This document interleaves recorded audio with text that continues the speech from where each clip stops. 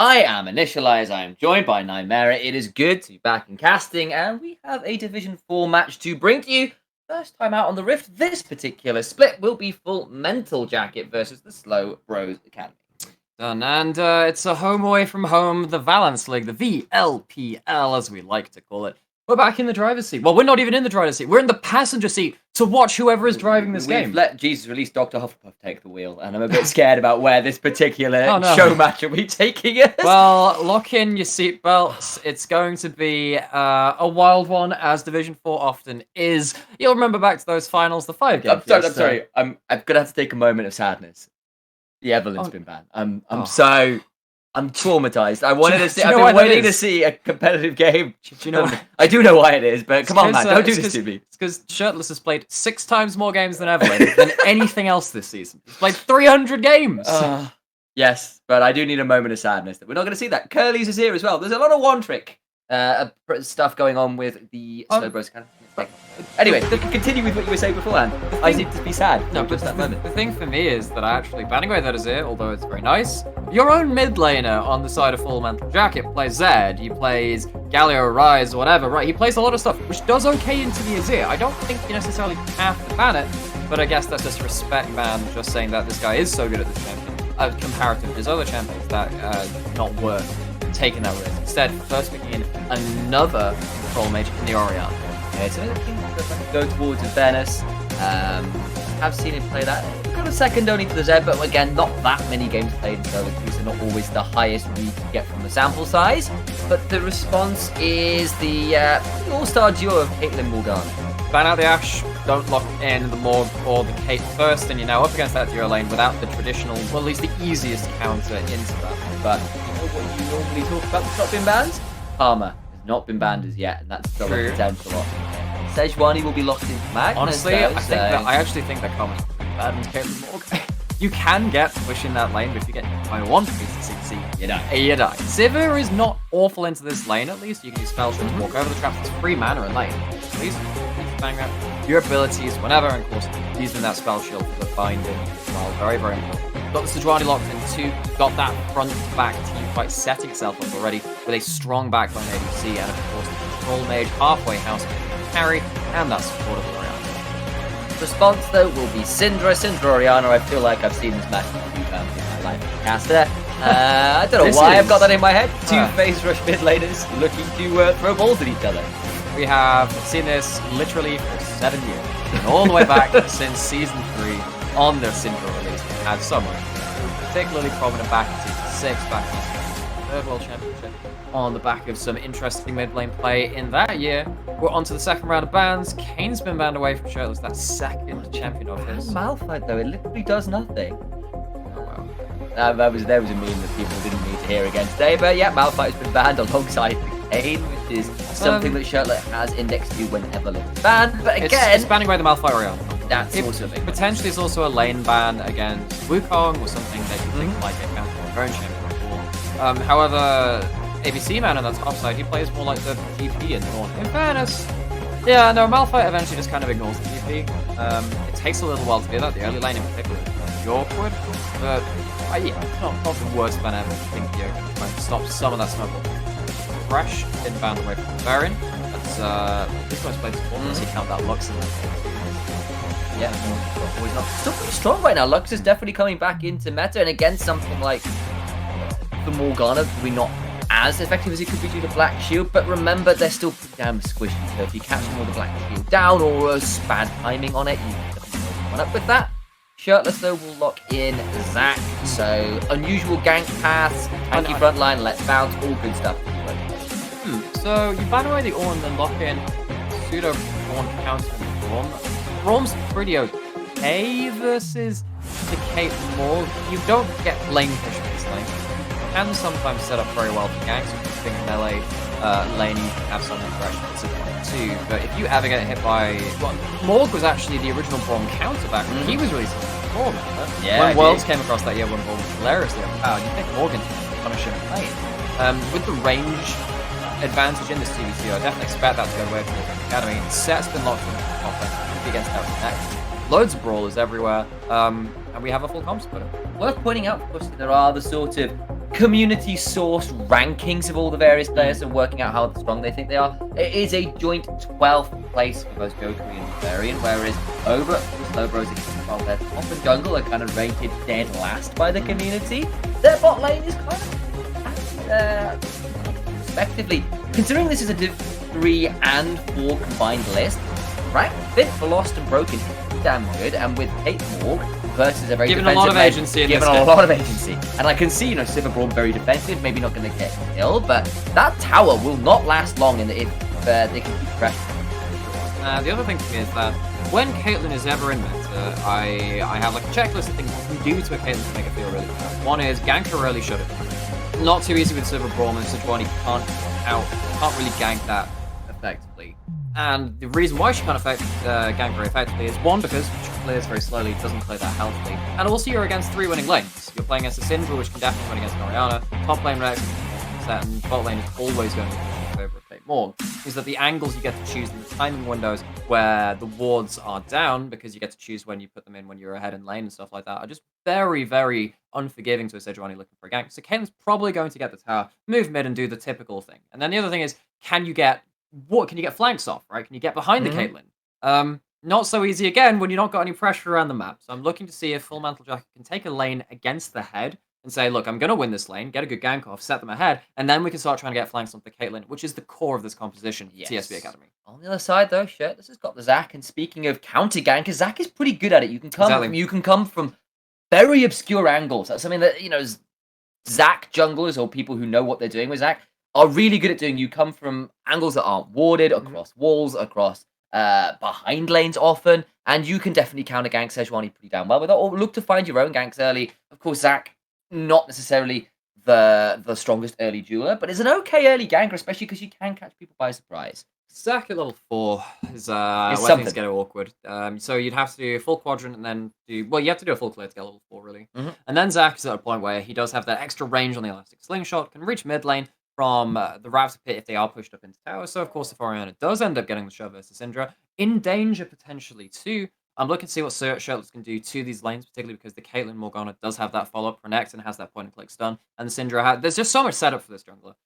Shirtless has a very easy job, and I know you were talking about the rankings not being too high for the jungle top, but the game has been the game's been kind of placed into this Zac's hands. It's not that hard to execute on this when you have that much setup. I think that is fair to say. That said, still got a fair team fight option if a Full Metal Jacket. If they can hit mid-game with a couple items on Sivir, Orianna, they have a lot of frontline, a lot of ball delivery, and a fair amount of AoE backline damage with Sivir ricochets, and obviously the shockwave to work with. One of the problems for me, Syndra, Kate, Morg, not really going to be within easy range of the shockwave, so it's going to have to... You need someone to deliver it, maybe someone like the set can do that if you showstopper someone back into the backline, and then you get Facebreaker, Shockwave, Haymaker. That's a team fight 1. So this can be a game turned around by the solo lanes, and then the Sivir gets to clean up with the ult, and, having the Sivir ultimate for the set in particular, being able to walk forward with the Sejuani, stack that passive too, can have a lot of ability to turn around this game. So that's the 2 ways of playing. We're expecting a lot of early agency out of the lanes from the Slowbros Academy, but Full Metal Jacket, if they can hit these mid-game team fights and find their way to the backline, definitely have some options. That said, it's not like Syndra and Caitlyn are team fight slouches, neither is something like a Zac. And the thing for me is that this is assuming everyone makes it alive to the 5v5. Because if someone walks into a trap, someone walks into a Morgana binding or a Syndra stun, the rest of it follows through, and someone's just deleted from the game at that point. I mean, it's in the ability name. Scout of the week. If you're weak, Syndra will eviscerate you in this game. If Orianna or Sivir doesn't spell shield appropriately, there is room to just blow someone up or perma CC someone. Syndra stun into Morg binding, into Kate traps, into headshots. It's just a really dead whoever it is. And also remember the Zac can follow up on that if it's going to be going into a bigger fight. One thing I do immediately spot on the runes, which is quite interesting to talk about, it is going to be a press the attack Renekton. So lots of very short trades. Set can win the longer trades. This is actually a bit of a like-for-like laning phase. I think Renekton wins probably level... that's a good question, actually, because level 1 you have Facebreaker against Set, but then if you start W on Renekton, you can get the press the attack dropped immediately. particularly if you auto then W, then you get those 3 stacks immediately. Honestly, top lane's a bit of a wash. Potentially, there is a good lane for either side. Of course, Set's been nerfed a lot now, We've got a lore point here as well. Look, it's the Cassiopeia icon here for ABC Man Tanky. Like playing the Renekton here. It seems to like scales. Apparently, is the way it is. Scales and tails. Scales and tails. That's it. Crush those bones, Set. Crush those bones, Tanky. You do you, man. Loud and proud on the riff there with that particular pick. I ain't one for shaming of that variety. I'm one for regular shaming. Regular shaming. We'll shame your play on the riff, but not your icon choices. That could be done another time. Your friends and family can do that for you. They do that already. I am sitting next to a man who literally has a statue of Ari on his windowsill. Praise the shrine. Praise the shrine. Before Sam enters the room, I request that he praises the Ari. I threw up a little in my mouth at that particular image, and we're going to move on with because it's so emotive. You know, it's just the emotion being discussed. It's trying to it's exercising all the negative emotions within you. That's why you're experiencing that's why I'm casting VL. Like just rage at the playdown in Division 4. That was probably uncalled for actually, but here we are onto the Rift. Wow, dude, Full Metal Jacket versus Slowbros Academy. Dude, that's not cool. Well, it's a step up from the LCS, so you could say that. They have one shining light in Cloud9, and it's looking more like the train at the end of the tunnel right now. Never mind that. Could be better. Had better days, Sam. Had better days.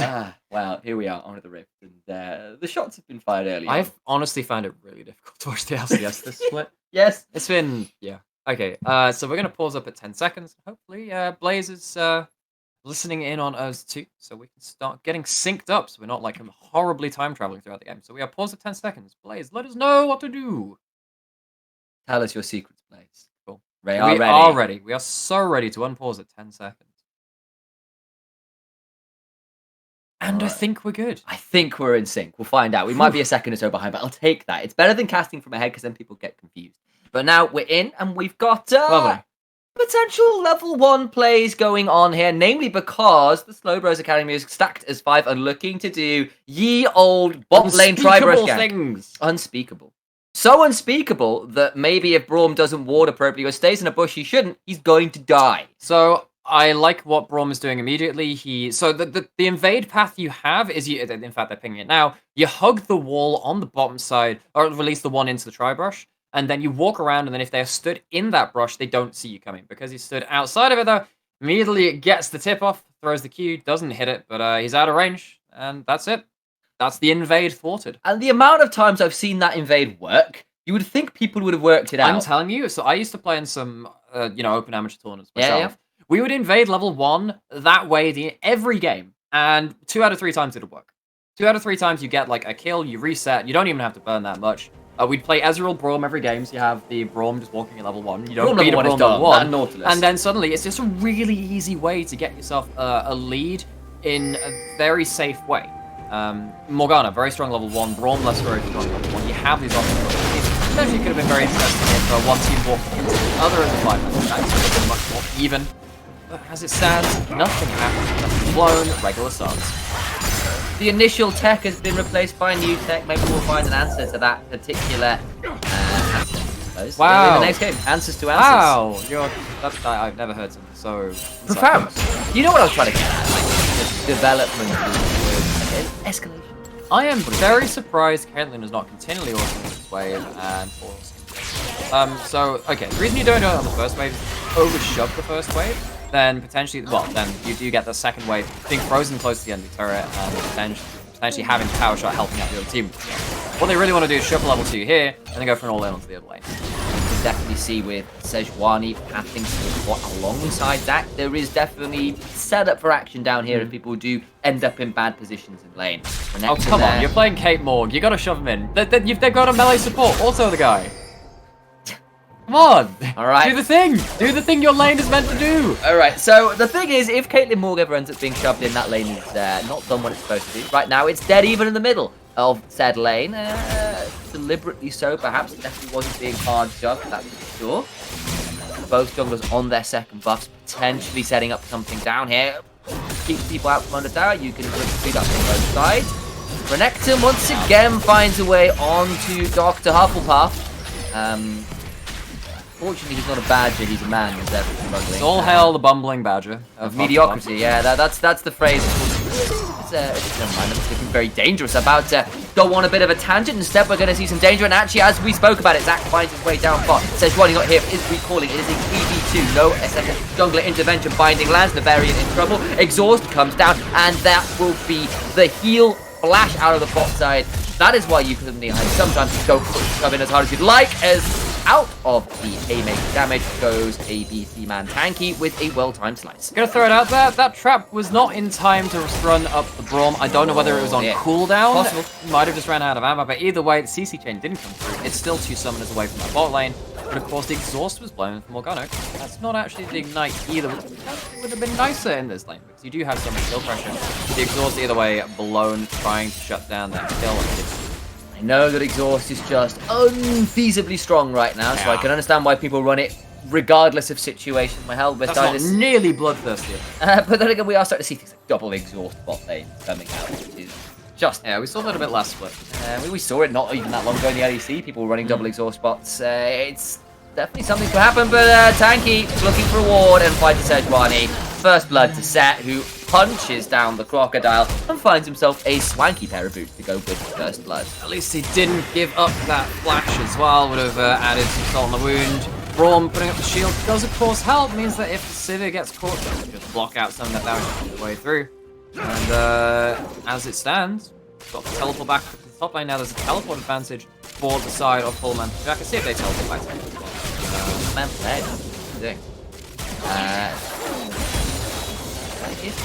the wave's not in the best position for Set. Has potentially can get the ball shot in tower, but it looks like Renekton's not going to do it anyway. Right back, and Navarian here needs to be very careful. That's 90 cal net forward, and Navarian does dodge rather the tilt over Maker, and will survive. He would have been okay with that one because the shield just came up. It does nullify the first instance of damage. Would have been fine. Would have been okay there. Either way. Fourth side lane does have pots and biscuits, but it looks like Sivir wants to recall anyway. See what their first item is. There are a number of builds you can go. Going towards that double longsword, so signals Essence Reaver. Does look like that will be the choice, definitely the call for Warhammer. And there it is, just wait around to get it. But that is also worth pointing out. A lot of CS now lost the tower because of the back timing. Caitlyn and Morg coming out ahead because of that. Okay, the cannon wave was held at tower though, so you might actually be able to get them at the ranged minions at the end of Zac's going in. The LPL action continues, stretching strikes land. There will be a haymaker, but it's not going to be enough. And Dr. Hufflepuff finds out that Snakes and Serpents for Slytherin also pretty dangerous up in that top lane. It will be Renekton coming up with a return kill after the initial one went the way of Set. And Renekton will be able to push in that top lane too. One thing we might have to note there, there's a bit of a CS lead in top lane. Oh yes, like yes, good lord, yes there is. So Renekton, this champion, which is really good in early lane, is doing really well in early lane. I think that was part of probably where the wave ended up. Remember, after the tower, Renekton got to have the wave in a very good position. Set overextended there, gets punished trying to get to the wave and shove it out so we could get some CS. And that is not a nice place to be in. It's an even worse place to be in because they're building towards the same first item in the Blade of the Ring King. So you're aiming towards the same item breakpoint. There's not like a desync where you're stronger at 2 items because they built 2 different items. You're building the Blade of the Ring King, and Renekton will have it before you. So good luck trying to match that. Also, would point out this is the guy who was supposed to be ranked dead last as a top laner, was ranked as a liability by some members of the community. That was literally the ranking. Okay, yeah, but Renekton is top lane training wheels for laning phase. Sure, but all said things and done, so that even if the training wheels are done, you've still got to pull it off. Does find a face break in there. I'm going to throw it out here. I think that Renekton should be like hard freezing this because Set can never fight him. Is afraid of the Zac. Zac can jump out of vision. So you don't really want to walk into the Cry Brush in the case you get jumped on yourself. And it looks like you really want to play around this cape more right now because the next just play weak side. I think you play weak side. There's no teleport anyway from Dr. Hufflepuff to try and push in and teleport back to lane, whatever. Next, should just be able to really hard punish this Set. See, he gets to protect his ward too. You can just keep doing that. Look, it looks like he is actually doing that. He's not hard pushing top lane. Bit of sensible there. Actually, Set's got to the point where he's just walking down river because he can't do anything to lane. That's a binding that lands onto Sivir. There was no spell shield. She's going to find a trap on it. There's going to be a Zac as well. Stretching straight to land. Navarian sure to fall with a final auto out from Power Fruit. And that was the heal burned again. Still not enough to save the life of the Braum, and it is a kill in the bot side in the favor of the Kate Morg. Jokery now left alone in the lane to deal with the wave being shoved in. I bet he wished there was some honey fruit in the lane, not a power fruit that might have given him the extra HP needed to escape, or was not nearly so lucky. The flash only just coming off the cooldown. And there's a fight in the top lane. That is double ult now burn. Tanky trying to get out, has got Dominus running, has to flash under tower, but does survive. Kingsley here may look for a little bit more. Shockwave is available, and I think Tanky is going to be wisely backing away from that turret. Pretty happy with how this Renekton's playing. Of course, he is going to lose a huge wave to that top side. That is unfortunate. He has to crash that double wave with the cannon into the tower, potentially take down 2-3 plates. But with his rage up, he can get empowered Q here. Yeah, look at that, full HP. Oh, health bar. What the? Well, it does healing based on the targets you hit, with much more being put in for champions in there. It's full rage, so he gets 2 champions and like 9 minions in there. That is a huge amount of heal. And then of course he's got life steal too to auto attack afterwards. Scatter the Weak and Cull the Meek, and it turns out the Meek are pretty tasty on a plate. And for speaking it. of that Oh ability, my days. Well, speaking of, Navarian falls down to Lost and Broken as a Zac turns up. And you know, we've got power for it on one side, and clearly someone has been reading One Piece, because that is a very rubber man coming in to turn things around. And Lost and Broken finds an ace in the hole for a second kill on the bot side. Not enough spell shields. The Syndra Q popping it, so the ace in the hole finishes the dirty work. And what has happened? It's a Caitlyn and a Morgana on the strong side of the map. Renekton survives on the weak side, as we were saying that too. And suddenly the game plan for TSB Academy looking very assured. Assured is one way of putting it. Clearly trying to follow in the wake of the Straw Hat Pirates. You've got a shirtless jungler running around with rubber arms. It's all there, man. Power fruits in the bot side. We just need Curly playing Yone. Yeah, except maybe actually, it was actually playing Tahm Kench, then devoured Power Fruit and came out and became Zac. That's actually how it turned out. Oh man, that's a real shame, because I mean, on the other side, Jokery plays a lot of Teemo. You know, then you've got Yes. you got the annoying, that annoying little shit in the bot lane there as well. Just just that one guy's just tagging along with the crew. Yep. You got some guy playing like Yone or Yasuo, the edgy swordsman. Yeah, it's all coming together. When are we duoing to play that, by the way? And also Tanky plays GP. Don't ignore me. When are we duoing to play Yasuo, Yone? And also Tanky plays GP, and I'm not.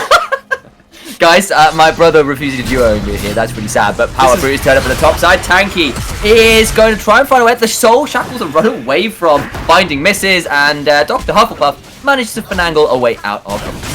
He flashes out after the showstopper, gets a huge amount of distance. Well played by Hufflepuff. That's something which has never been said before. Cedric Diggory out there in shambles. Also dead, but welcome to the world of Harry Potter. Wow, spoilers, dude. Snipe killed Dumbledore. Oh, my favourite casting moment of all time. For sure. So, casting that beautiful moment when Dumbledore died to a very long ability. Go Google it. Go YouTube it. It's beautiful. Either way, shirtless will secure the rift. No, it was a Pierce from Callisto. Oh yeah. Season 6 episode? Season 6? Yeah. Possibly season 5 even. A while ago. It was a long time ago. A galaxy far, far away. There we go. It's a better series than Harry Potter. That argument on Twitter still rages. It shouldn't be. It's not an argument. Get out of here. You Harry Potter enthusiast. Go read another book. No, I don't.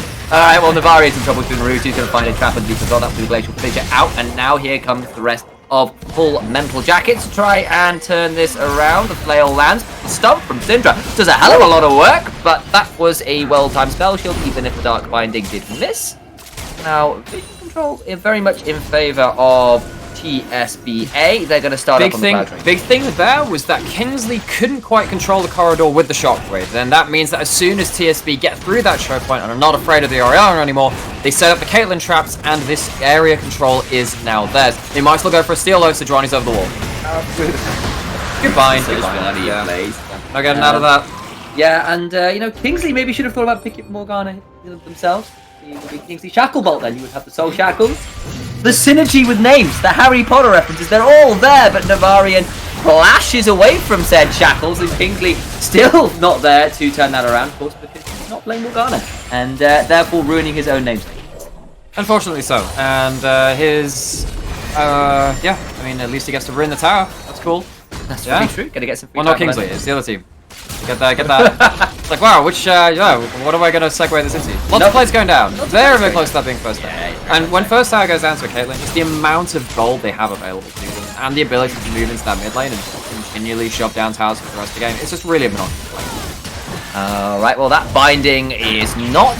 That is a bit of a frustration with Sivir players. Like, you look for the spell shield and then you dodge it anyway. You waste a load of mana, the spell shield won't cool down. Definitely happened there. Dodged away from powerful binding rather than absorbing it.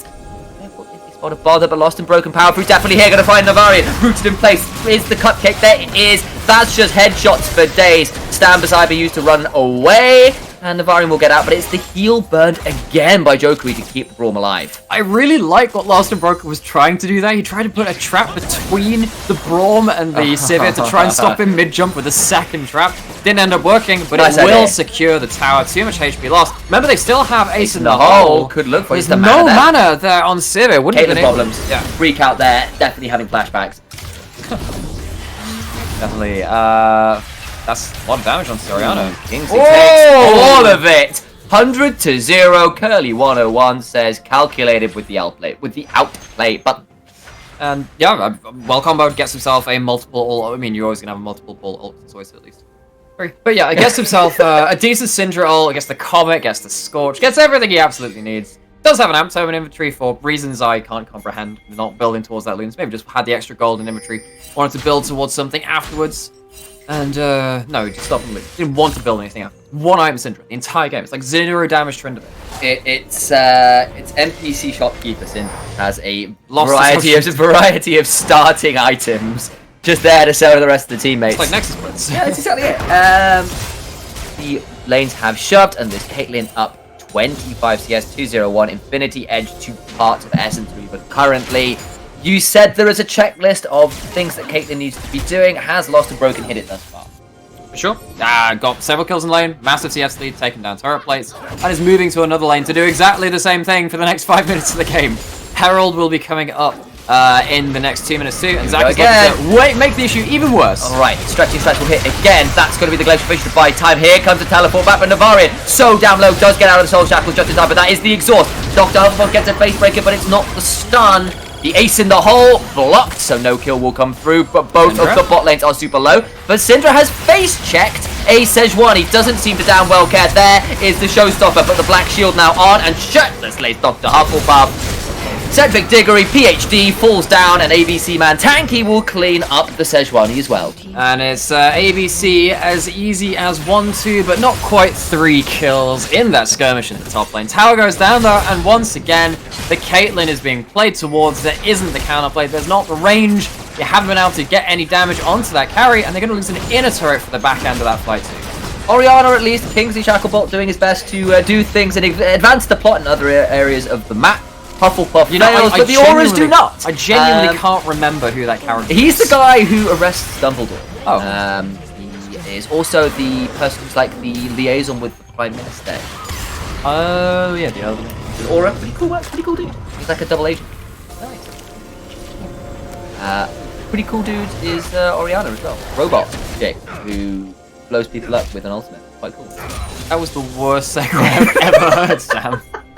Where were you going with that? That's Orianna, I guess. It's where people are. Way to do me like that. Alright, but now Dr. Hufflepuff is in trouble.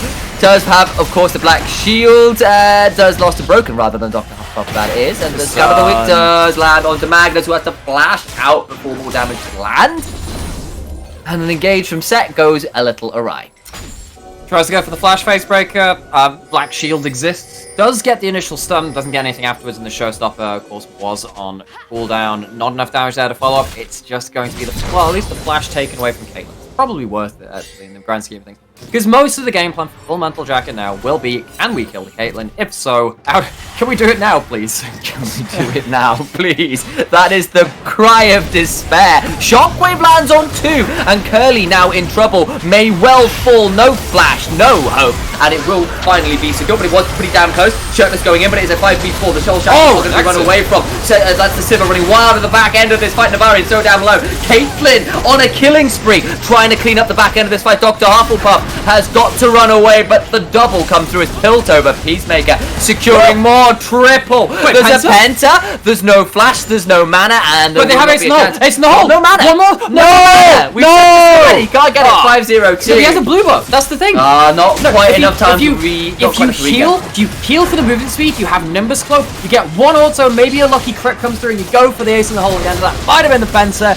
Either way, takes the measured play. Takes the boring play. Goes to the dragon. Look at this objective-based gameplay. Dr. Hufflepuff and Kingsley get baited into killing the Dark Wizard, and instead it will be Lost and Broken who ends their lives in that particular engagement. Gonna move on from there. Come on, that was good, man. Don't give me that. No, genuinely. I can't even fault him for that. Yeah. Syndra officially Voldemort. This has just been confirmed on. Well, you can't say that name, dude. Oh, she who must not be named. They who shall not be named! There we go. Cool. Is that good enough? So do I have to now say like Avada Kedavra, is that kind of how it works, or we got to engage him here. ABC Man Tanky going in. We'll not find too much there in the direction. Is kind of left to feel a bit like useless there. The broad shield. Very disconcerting hearing that voice in my head because the seconds I've gone. Like, wow, I really sound like that. Well, it's Voldemort. I said his name again because I'm not afraid of Tom Riddle. Neither apparently is. Riddle me this. Yeah. Neither apparently was Kingsley and Dr. Hufflepuff, but alas, they should have been playing with Caitlyn. 5-0-2. So far ahead in this game. And I'm going to try and bring it back in as Kingsley going to be saved by Navarian stepping in front, but there's still a lot of damage. But yes, the second Herald taken, summoned mid lane, and there's not a lot of health on that turret. Will fall if the Herald can get the charge. It's at prime, and there goes mid lane turret. 4 towers now secured for SPA. Johnny ult. Doesn't find a lot. Glacial Fissure does knock up the power fruit, but not a lot to be found apart from that. A couple ultimates burned for, well, no gain, really, for Full Jacket. Kind of get what they were thinking about there. Maybe they think that TSB Academy were going to try and go for a hard engage, and then if you catch the Syndra and you can't follow up after the reaction is actually very much overcommitted, then you get a kill for free. But a bit of a mind game being played. Did not get the correct read on the situation, and that is, as you said, a bit of an ultimate for nothing. Okay, so check in at game state. We've been joking around a little bit, but it's worth pointing out it's 2 Drakes to 1, and 5,000 is the gold lead right now for Slowbros Academy. Who've been not playing all that slow, frankly. They have found some pretty massive advantages fairly early on into this game. I have to say, though, at least we saw on screen there, that Full Metal Jacket did make one really correct decision. The Sivir skin does not have pineapple on it. You like pineapple on pizza? No, I don't. Do you not? I do not like What's pineapple. What's wrong with you? Ham and pineapple is a great combo. Okay, so now salt and sweet is it's like a combo as old as time. Not in that. I mean, I could put like candy floss. Don't invalidate the whole of Hawaii. This is culture you're invalidating here. I've never heard of Hawaii. Never heard of it. No. Mainly because maybe it's been censored for this pineapple. I mean, actually, go Google Korean pizza. There's some interesting stuff on that. Honestly, that is horrifying. What they have done to our noble dish. I've definitely seen a lot of Japanese pizza that has a lot of mayonnaise on it. That really concerned me. Kingsley, though, has to be concerned about Tanky, who is just that. He's too tanky in the top lane, and nothing can be found. Not quite Malphite, not quite XPK, but the same result regardless. ABC, man. This is too tanky. We have fun here. We have fun here. I am so glad I pressed those in the correct spaces. That could have been important. Imagine if I just bleeped out literally everything else. It's easy enough to do that. The thing is, it's going to be something when you don't, or you do it deliberately, and no one's going to know. I would know though, because Power Fruit now in trouble. He's going to try and run away. Black Shield is there, but Jokery gets a kill. That is a sort of shutdown or anything, but it's something, and it's a kill on Pacific. I wonder whether Shirtless could have immediately jumped in and disengaged there. Potentially the Morgana survived through a lot there. Had exhausted too, to be frank, and I think had Soul Shackles too. Maybe could have. Especially. We should probably check in on the gold. Gold is a thing. There's a lot of gold being... Who's got gold? Q has gold, top lane has gold. Renekton, 1,000 lead. Jungle, 1,000 lead. Mid lane, relatively even. In fact, 500 gold. Over to the Orianus. That's the one which is bucking the trend. But then bot lane, that's 2,000 over to the Caitlyn's. That's basically a full item inside of Lost and Broken, or at least 2/3 of one. It's normally a full item for an ADC. It's about the 3,000 Which one's the mark. Horcrux, though, is what you've got to ask. I was going to say pink wards, because you can leave them around the map. That would be the worst Horcrux ever. Worst Horcruxes Yes! Yes, look at this. Look at this incredibly well defended. Look at this conveniently destructible item. No one will ever see it coming. Did you ever... okay, we're going to set up for this... It's My grand master plan, I will make my Horcruxes just something destructible. Stop it! Oh crap. At the end of my phone. Potion seller, be quiet. We've got a mountain drake to talk Shopkeeper, about. I'm going into battle and I need your most destructible item to make into my Horcruxes. You fool! You're too strong. You're too weak. We've got the second try wizard challenge here with the dragons up here. It's not a Hungarian Horntail, it's a mountain dragon, but you can see they're going to fight over it. Zingo Zack, but it is too late. It will be taken. That's now 2 dragons to 2, but that is a big scat of the week. And now Sejuani is being proven to be really, really damn squishy. The Winter's Claw, perhaps a little weaker than Sejuani would like to pretend. And the claws get dug deep into Magnusman's hide, and he goes down. But as it's only the one death for that dragon, you know what? I'm going to be saying that's hashtag worth. Of course, if it then snowballs into a Baron because the jungler's dead, might be a different story. It was a whiplash change in tone. It'll be a whiplash change in game pace because we're going to see the Baron I start. like to think we can bring both sides of the casting game.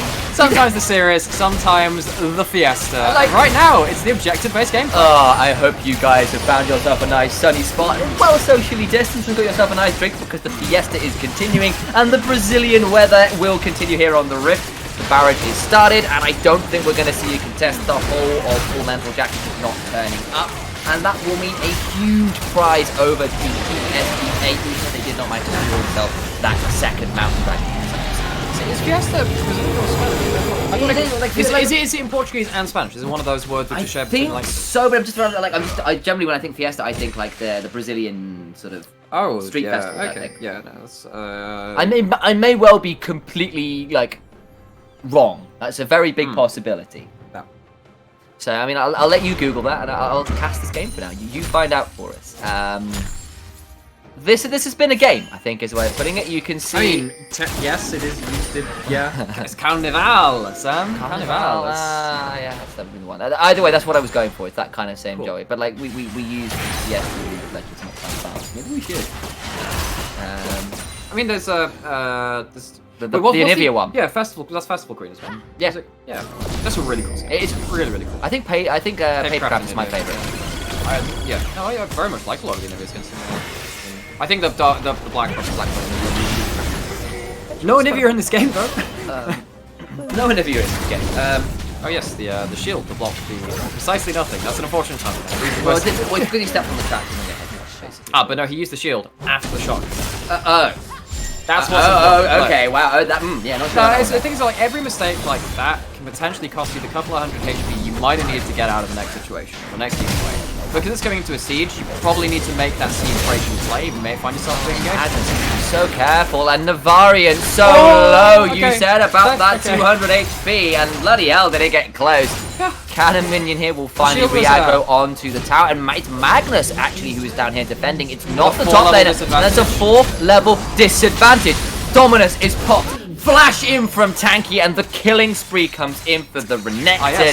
The Sejuani is dead. The stun lands the headshot as well, and it will be the red buff burn for Lost and Broken 6 skill. And of course, it ain't him he was talking about, it's the enemy team, because that's what they look like. They look lost with no game plan, and they've sure of hell been broken by the bot lane this game. Dr. Hufflepuff will finally move down to try and stand against this Renekton, but it is these turrets under siege, the bot falls, and the inhibitor now down there will sure be to follow as the mid lane falls as well.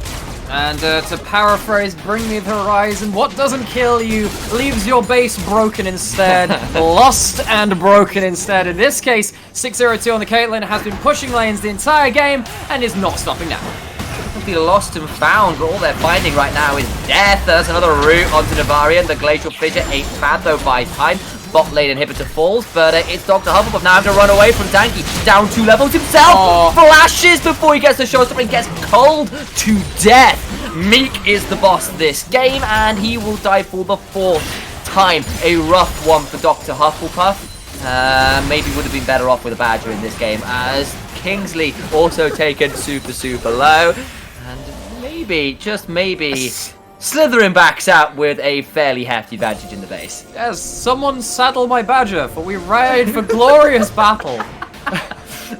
Yeah, it would be a hard sell to tell me that Set was in fact a Badger. That'd be a great skin. Can we have a chroma where, like, rather than like purple hair, he gets like a black and white? I mean, he's already got like the whole like furriness going on. Maybe that's why he likes his mum so much. Like, maybe she's like a honey badger. Really random. Why does that lead to loving his mum so much? Surely that would be a negative. I mean, okay, Set is definitely a soft touch when it comes to family. Like, he is such a mama's boy. Like that would be why. Oh, and that's why. If you grew up with a honey badger for a mother, you would be under her thumb. Like, there's no way out of it. Oh god, that's very. It's raised by wolves and raised by honey badgers. Maybe that's why he's so aggressive. Why he's a pit boss. It's like, forget raised by wolves, raised by honey badgers. Oh wow. Yeah, that would be horrifying. It explains why he runs the pits. That's why we've been over there. I'm telling you now. That's why. Okay. So, I have learned so many things today. Yeah, you have. That is a new law. It's canon. It would definitely be grimdark enough for Graham McNeil, who's of course ex-UK writer, who writes the League of Legends now. And just as it always says when his name comes up, he literally stole the Eldar's lore from Warhammer 40,000 to put it into Targon. The aspects it's are actually literally all Warhammer things. It's literally all that. Like, it's straight. It's a public service announcement. I don't need to tell you anything about the game. Go read up on how this is a massive coup of our lore. But there we go. Wrong game, wrong time. Also, if you play Space Marines, you lose all my respect. All of it. Okay. Get out of here. There's only the base left to lose. I think respect will have to come in a later date. Navarian finds a binding again. Does escape without too much health bar damage because the door goes up. But now the Nexus Tower's under siege with 3 lanes of super minions walking in, and there's just not enough CC. That Black Shield is too late. But that's okay. Shockwave is good. Power through goes down. The showstopper is there, and maybe they'll find a little respect in this game after all. But wait a moment. Lost and Broken does a lot before going down, but there are still 2 remaining, and it will be an ace, but 2 remain. And Shirtless and Curly will put the Mors Mordre above the Nexus. They bring down the Harry Potter squad. It will be the win for the Slowbros Academy versus Full Metal Jacket. And the Full Metal Jacket thrown to the floor, not even given the right to be on that one, what's it called, cloakroom. That's the thing. I was like, wow, what's the word? That would have been so great. Anyway, but not going out with a whimper at the end, taking down 3 people, getting a lot of shutdowns, but it was just too little, too late. The Nexus falls. Was indeed. And let's have a look at some of those stats in this one. And well, Lost and Broken crushes the damage charts in that one. Doubled pretty much anyone else in the game's damage. Yes. That was a game. You could literally add up like 3 people's damage, and they would not equal Caitlin's. Up there at 25,000 damage. Impressive, to say the least. Lost and Broken, definitely doing the breaking parts for sure. Been over it already. That's a great start for the Slowbros Academy, moving up to 1-0 in this series. We said their bot lane was ranked fairly highly. Proved it in this game. That said, the series is not over. If they were to win the next game, it would be even with Hentai Haven, who 2-0'd their own series. That'll be on the cards for them. Indeed it is, but we've got a little bit of time before we get into finding out how that goes to find out whether the Slowbros Academy will even this one out as 2-0, rather than uneven it out to 2-0 rather, or whether Full Metal Jacket can bring it back. It was a smooth transition. Close it out. We'll come back after You have this break. words, use them. I use too many. Okay. Well, in that case, we'll go and recharge what we are doing with our words. Go and restart. Go read a book. One book. Oh dear. Gonna have time to read the whole Harry Potter series at the rate this is going. Right, we're gonna end it there. We're back after a break.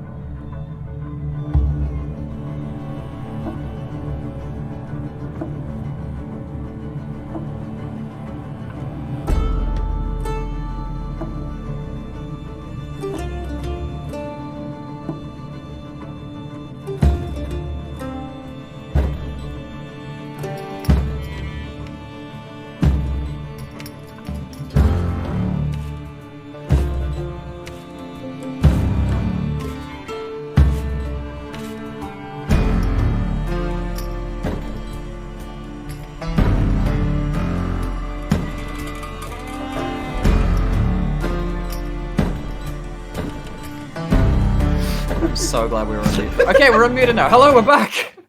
Fantastic, we're here. I'm assuming we're back on. Just double check. Yes, I have unmuted us just in time for us to stop doing Rick and Morty accents. Would it ever really end? It's good to be In back. fairness, you need to have very high IQ to understand Rick and Morty. So I've been told. Well, we're here. We're back. It's like everyone's caught up in Harry Potter, Lord of the Rings, and Star Wars. They forget that Rick and Morty is the greatest piece of media which happened in the last century of human history. The Szechuan sauce I can smell wafting over from my co-caster right now is unreal. But we're into picking bands between Full Mental Jacket and Slowbros Academy. Game brain Game on. 2. Game brain on.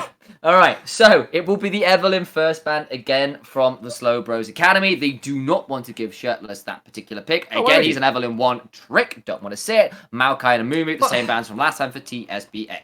This is the thing. The thing about banning out a one trick, part of it is saying, okay, well, this champion might be strong, but the biggest thing is that it's so much better than their next champion. The pound for pound value you get out of a one trick ban is so much more than anything else. Even when there are like S tier champions in the meta, if you can handshake on those and not let someone get their one trick pony, that's still very important. I remember casting a guy called LHF Aatrox, who was unsurprisingly an Aatrox main up in Grandmaster. Yeah, like crazy Aatrox. But it was interesting watching just the level in discrepancy of play between this guy who would run over games when Aatrox was super strong back into springtime, relatively speaking, of course, compared to when he was on the next favourite champion. Still a thing here, even at this particular level, taking Shirtless 200 plus game Evelyn, one trick away from him is...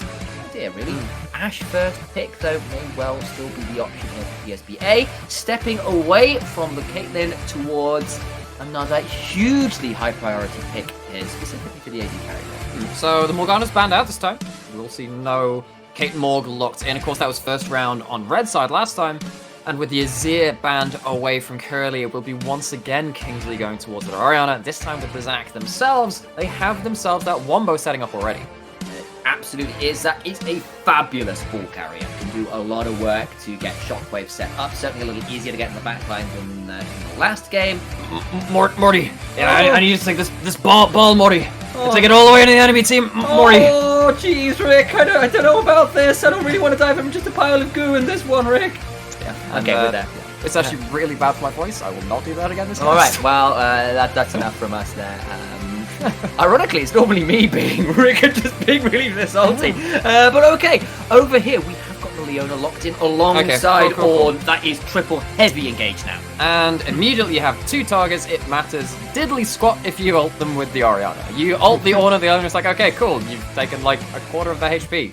Nice. The hold Eclipse. Leona stays tanky and you get nothing done during that duration. Janna locked in. Interesting choice here. Great disengage. And well, that's the thing. Shielding for an AD carry. You have 3 hard engaged champions already. So I get that you're saying Janna is disengaged. Cool.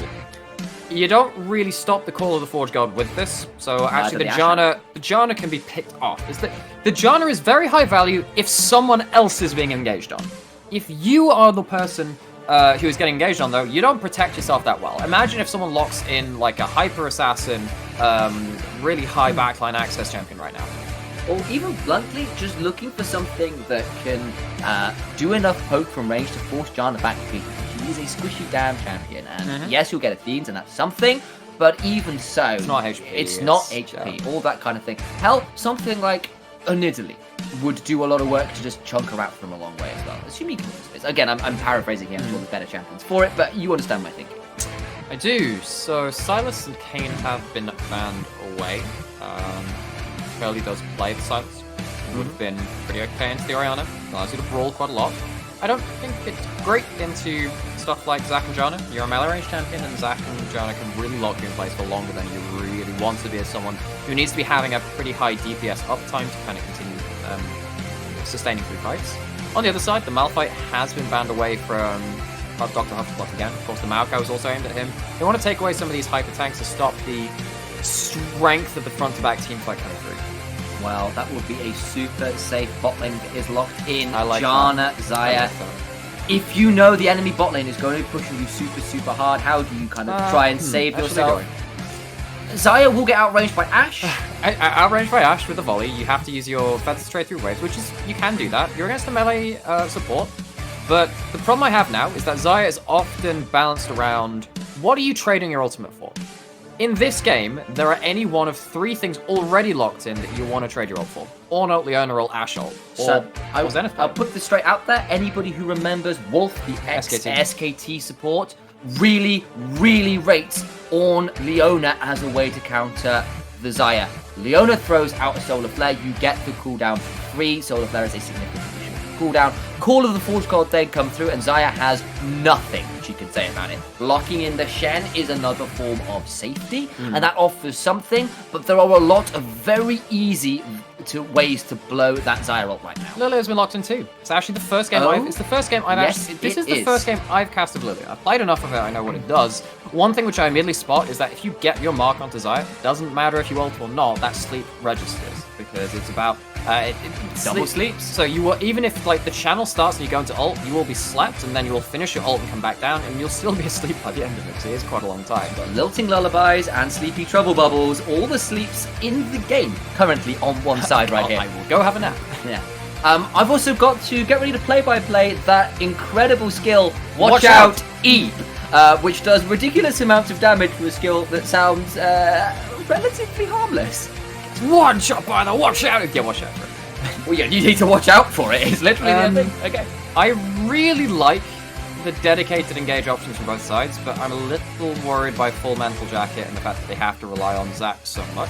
I think they have plenty of ways to lock people up in the front line. If Lilia gets to run around with a Q and continually wailing on the tanks, Lilia has a lot of % HP damage though. She does. So she farms very, very quickly, much faster than Zac. Will be up on the map a lot longer. So, not really sure what to make of the Lilia-Zac matchup, but I think that's obviously one thing to work with. It's the same kind of thing with Fiddlesticks. You're just always on the map because you don't have to spend time farming your camps. Alright, so waiting here on the spectator delay. It's sometimes a little tricky to call out where competitions lie when you're bringing in new champs if you haven't got the full read of them yet. I honestly have been seeing more lane Lilia than I have been jungle, partly because you can just get to items faster, just build tank and still be super obnoxious. So I'd be interested to see the build. I think that Conqueror with a lot of tank this game is pretty good. I think if you go... So I know what the playtesters were suggesting would be Echoes into Leandries into full tank. I think if you go Echoes, Leandries, but then like normally you want to go something like Frozen Heart, because that's really good CDR and it works against attack speed champions, but there's just Spirit Visage. Spirit Visage is pretty okay this game, honestly. Deadman, Spirit Visage would work pretty well. I know that's what they I agree. suggest. I think that, yeah, so the thing is that Frozen Heart, the debuff actually activates the Leandries double burn. Well, there you go. It's coded as a slow, even though it's not a medium speed slow. So it does give you the double burn. So Frozen Heart might not be a bad one here, especially versus Xayah, actually. No, but then you have to deal with the Zac and the Orianna. Yes. And you're such low range that dealing against, low range champions into Orianna is a lesson of utility. You sit there and you take lots of damage and it's really, really annoying. You're going to want Merc Threat is the TLDR right here. Yeah, versus Zac, Janna, Jen, even will be one to talk to as well. And Lilia, early on at least, is a fairly squishy champion until she picks up a couple items to make her not so. And kind of curious to see how it works out. I want this to be my first game casting. I think that the big thing is that if Lilia lands an E on Janna and immediately pops the ult, then the Leona ult pops up, free kill. Absolutely free kill. You can use the Shen ult if you want, but sure, you're just going to die. The CC is going to come through. Same thing with Ashe, right? You can use global E from the Lilia, follow up the Ashe ult once the sleep comes through, and then if Leona is in range, if Zoe's in range, that's an instant nuke. I think the Zoe could be really, really important in this game because you will be able to finish off a lot of kills from this long range engage. You need to be in range to follow up. The Ornn can do that too. There's a lot of stuff which is now predicated on, does Zoe get ahead and can they finish off the long range initiations? Thing is though, Zac is pretty good against Zoe. Because he manages to get right on top of her as she port jumps. If you do use that disrespectfully in the same way if you're against a Lux, a Vel'Koz, an Arya, Syndra, if you jump right in front of someone's face in range for a follow-up to happen, it's very telegraphed, of course, what you're going back to. The timing of the port jump very well known now by most players. You can get punished by this. But if Zoe does get ahead, we'll be finishing off a lot of kills because she is the highest range champion in this game right now. Alright, so that is where we're at. We've heard what Nymera thinks about the comps and how they play out. Nymera's thoughts. Nymera's thoughts. It's not a patch rundown, but it'll have to do. It was a team fight rundown at the very least. Loading in now, and that is, of course, the latest Prestige version for Zoe, which fortunately had a little change to the skin because it was looking a little bit dubious before those quick tweaks came through. Quiet you. Don't talk about such things. I really like the effects for the Sleepy Bubble, but I know you find them a little hard to read from what I've heard. Oh, I remember casting another game with this skin before, and I was sitting there thinking, that does not look like a Sleepy Trouble Bubble. I don't know what it looks like, but it ain't that. It's just like this. It looks like an orange blob. It looks not dissimilar to the Oriana ball, actually, honestly, with the rotating. Oh, that's the worst thing. If you have Pool Party Oriana use the W, it is exactly the same as Pool Party Zoe Z. Oh yes, glorious. Yeah, I mean, you're never going to see the same two on the same team. But if there's one on one team and one on the other, good luck telling them apart.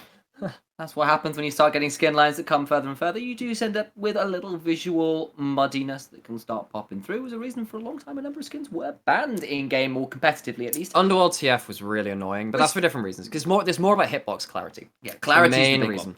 Because you had stuff like Hired Gun Lucian. That was one where his ultimate hitbox and his Q hitbox were just too skinny. Yeah, so too narrow, you thought you could dodge them when you couldn't.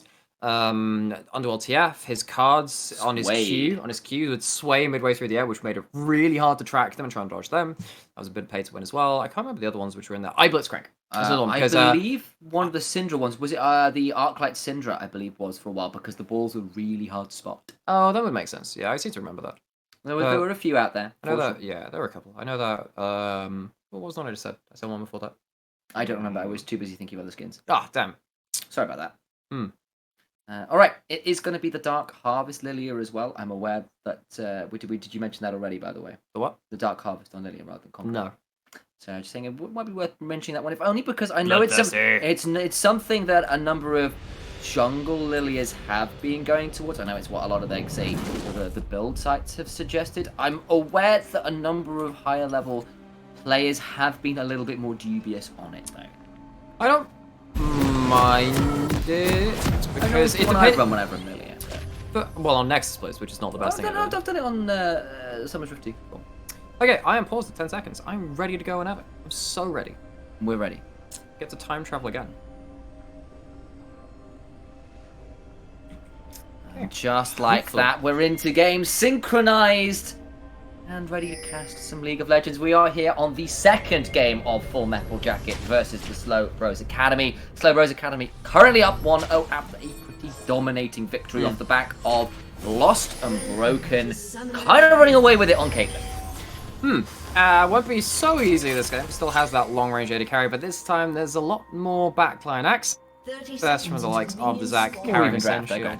And having the Oriana ball on top of it to really make things easy. Also, the laning phase not going to be quite so simple. Janna can deny a lot of Leona's engages, so those 2v2s will be harder to find as long as that Q from the Janna is off cooldown. Of course, if the Q is ever off cooldown and the Zenith Blade lands into a Shield of Daybreak, there could be a very dead bot laner of some variety. There's something just so off-putting about Happy Zoe. Someone with that much maliciousness behind their champion design.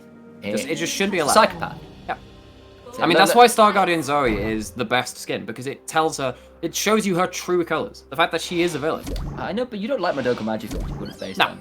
So is that, well, no, that's not true. It's based on a great league. Madoka Magic it wasn't even the first thing to try and do what it did. Okay, so yeah. Okay, I shouldn't have brought this up. No, you shouldn't. But here we go. Okay, so I know very little about that. I've not really watched a huge amount of magical girl anime, which I'm sure is something you know a lot more about than me. So it's not a genre I'm particularly well versed in, and yet it still annoys me. Don't lie to the viewers. You definitely know.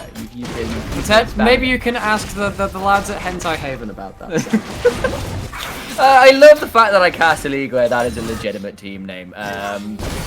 It makes me question myself every day. I was also told by Clifton Gazium that that's not how you pronounce his name, but I won't do that one on cast either. So, despite the fact it's a misspelling of his own name, so what are you gonna do? Wait, hey, so this guy's name's written out as Greg. Their name's Steve. Wow, what do you know? But there you go. That's the way it is. Talk to Cliff about it sometime. I'm sure he'll agree. But at this point, we are into lane phase. You can see where the junglers are starting off. Lilia has already found her way.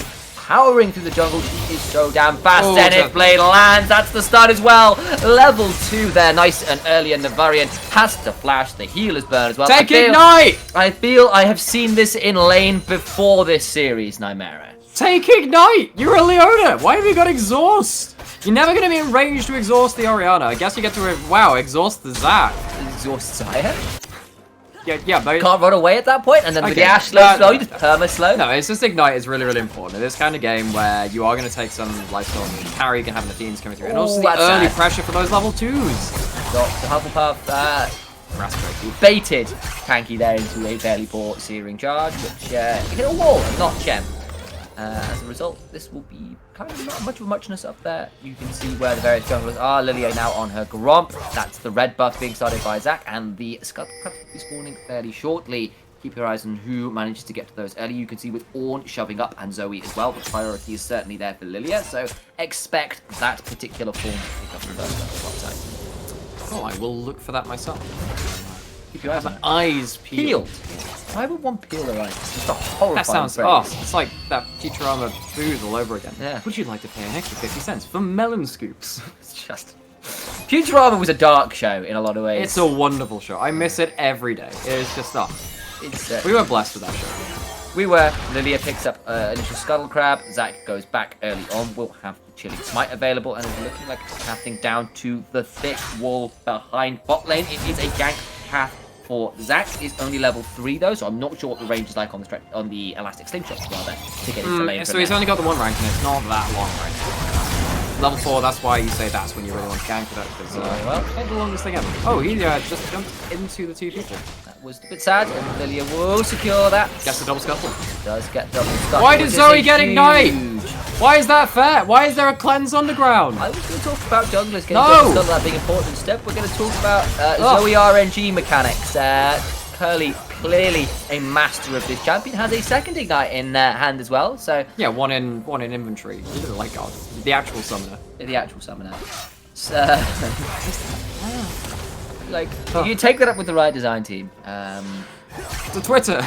To Twitter we go. I feel like the complaints about Zoe have kind of What fallen on deaf all ears we've there, done saying that is, they're I mean, getting I know you were talking about you really hope to see Mordekaiser picked, you know, when we're talking about, you know, like Syndra, the Dark Wizard, the she who shall not be named. I mean, We could have Sauron. We can have Sauron, but I mean, like, we have already replaced one Dark Wizard with another because Zoe's in the game. There you go.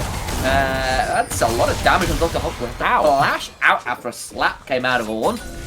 Ninja versus Demigod. Demigod wins. Gone well so far for Shen. That, if you weren't working out, was a facetious statement. It has not gone well early on. Oh, cool. It's down a lot of HP. There was You know, no I mana on was Tanky worrying. there. I was worried that chat wouldn't, you know, it'd be lost. Oh, in like, rotation. look, I understand that, Translation but the of it. British humour can sometimes be challenging to follow. And, you know, you need to be clear on That these was things. humour? Yes, it was. I'm a very funny man, and that was clear in that statement. Oh, good, because yeah, I'm glad you clarified that. Yeah, I'm glad everyone understands we're on the same page, and I'm not being mocked in the slightest. There's nothing to mock. Okay, I've lost it now. You lost me at that one. All right. Well, mainly my rank in League of Legends, I'm sure. You don't have a rank. So. You be quiet. You're right. And You are unranked. I still haven't finished my placements. There you go. I'm actually not sure if you're eligible for the VL. I don't think I genuinely am. Yes, I'm a man of mystery when it comes to my League of Legends. The thing is, it's like Schrodinger's rank. So I could both be Iron and Diamond at the same time, and until I finally finish my placements, no one will know. Wait, is that an S on the Zoe Bloom? Is that the teaser for the thing? Oh, Is that the Zoe Bloom the teaser? it might be. I honestly I don't know whether that's a regular thing for the skin. It might be. But It might be an arcane room thing. I think it's a regular thing. I seem to remember. Okay, anyway. But maybe it is. I will Who check. knows? I will check. Okay. Well, maybe check some of Again, I've not seen a lot of this skin, but that's an ignite now down. But once again, free it's ignite solo again! one. He's gonna land that. He's got another one! The double ignite forces the flash. What is this flash? And the ignite solo kill will not come through. Kingsley gets to walk away. That is so obnoxious! But Kingsley forced out a lane. Curly couldn't quite secure the kill, and Nymera Oh, what is this champion? apoplectic with rage. Oh, get out of here! It's mainly because you don't know how to play against this champion on Ari. That's the main reason you're mad. Hang on, my win rate against this okay. I just hate the champion with a passion. That's a lie. I remember when you were really bad against the champion, you just hated it so much. You no, deliberately no. sell 1v1 so you can let No, it no, go. in fact, I actually went and looked for Zoe 1 tricks on Reddit. I was like, yo, okay, I need to practice in 1v1 against Aurelia too. I'm just like, I suck versus champions. Let me just, can I please play against them and see what's going wrong? Gold lead to the Slowbros Academy right now, who are up that amount of gold thus far from lane and stuff. And part of it's just on disgusting Zoe RNG and bot lane looking a lot healthier than their opponents. Or at least I would have Oh, said no, so. it is Until the BF sword back, of course, from Xayah means even with the CS lead, the damage potential pretty even across the board. It's a very similar symbol, by the way, on the balloon. It's not the same one. Yeah. Okay, so not actually a cheese. Yeah. We had a moment of madness. I don't know. It goes. It's an S-looking thing on a red background, which is effectively what the balloon is. So I might confuse for a second. But it's like the bat symbol, but worth it summons Zoe. Oh, no, that's deleted from existence. Well, maybe I'll have to use some abilities in game to do that instead. Particularly rage out on Zoe's everywhere, guys. It's a great opportunity. But for now, the shoves will continue and winning lanes once again for the Slowbros Academy early on into this game. Dashes forward, but not can't getting the best of invalidate all that damage. And here comes the core of the Forge Guard. Shen avoids it by stepping back, and Tanky kind of feel a bit sad about missing that one. There's no flash on the Shen. That was a bit of a sitter. He probably has his taunt back up now. Dangerous to continue that kind of play, but with a flash, might be able to hit him, get him with a knockup. Oh, He does. there's the knockup and the brittle proc, but wait! He missed the shield. W! Oh, anyway from Firm, but Tanky calculated. We call it calculated. That was beautifully played. Okay. Speechless by the joys on show here. Okay, well, he gets the play, he gets the kill. A kill is a kill, gets away with a goal. And Hufflepuff does have himself his ultimate, but no TP to get back to lane. Unfortunately, missing out on a lot of XP there. Alright, so you can see here waves being shoved in. That will be lost and broken and power through out of lane to continue roaming around. And Infernal Rake first up will now be started with that advantage given over. Fairly significant CS lead of note here between the Ashe and the Xayah as well. Of course, the wave now cleared out shows that it is that discrepancy, about 20 thus far, which is pretty damn huge. I know it's supposed to be a range advantage, but I don't think I was expecting it to do an amount of 20 before 10 minutes. So, a lot of this lane is predicated on how confident is the Janna feeling and how quick is their Q trigger finger. Because you can walk up, you can double either Zoe, and one thing we noticed last game from Lost and Broken and Power Fruit, it's kind of common for things of this level, right? Because you just don't know how to lane as effectively as someone someone higher level. Because let's be honest, a lot of your ranks do come from laning prowess. Being able to just break out a 1v1 lead, because in solo queue, keyboard and coordination isn't so much of a thing. Which is why watching competitive play, can sometimes unlock players because that's a skill they have over that laning kind of prowess. But we saw in the last game, the Caitlyn and the Maul guys like, hey, you're against a Braum, maybe you should be auto-attacking a bit more, punching him a bit more. Kind of shows its head again a little bit with the Janna. You can abuse the Leona as long as you feel safe enough to do so with your Q and being able to disengage. Obviously, it has Use your minions. Use your minions. Alright, well, while bot lane is kind of much as Zach roaming down there now, it will be the Herald start for Slowbros Academy. You need to be aware that the Orianna and Zach are now looking to shove in. It is weak side bot side for Lost and Broken, and that broken part of the equation might be coming in if they can find the gank.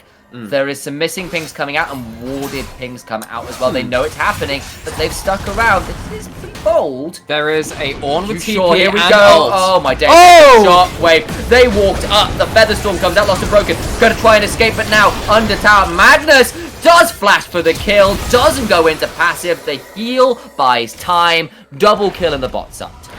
At the perfect time as well, because the Herald's up in top lane after being taken. It wouldn't have mattered if the Ornn TPs. It does have ult, would have been able to maybe pick up one kill into Magnus, but I think it is well worth staying that top lane instead. The play was too good and too clean in the bot side. The Zach Orianna pays off in spades.